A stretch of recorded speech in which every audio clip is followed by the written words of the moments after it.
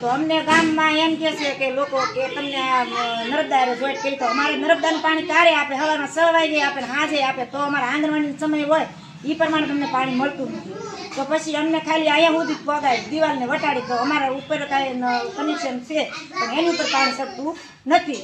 તો અમે એને એમ કીધું કે અમને નોખું કનેક્શન આપો. જો 2 મોટર છે અમારી પાસે, અમને નોખું કનેક્શન ખોદાણ કામ કરીને અમે નોખું આપો તો અમને એમ કે હા તમે આપશું, આજ આપીશું, કાલે આપીશું. પણ 2-3 વખત માપ કાઢી દીધું અમે પોતે, પણ તોય હજી અમારે આવ્યું નથી. આંગણવાડીમાં અમારે કાકો છે પણ તોય અમારે એ કાકા સુધી પહોંચતું નથી.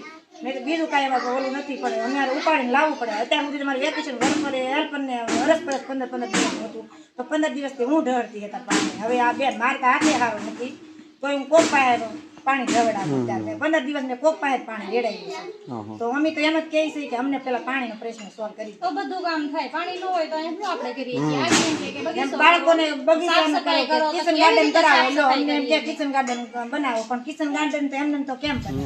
પાણી પેલું હોય તો કિચન ગાર્ડન બને.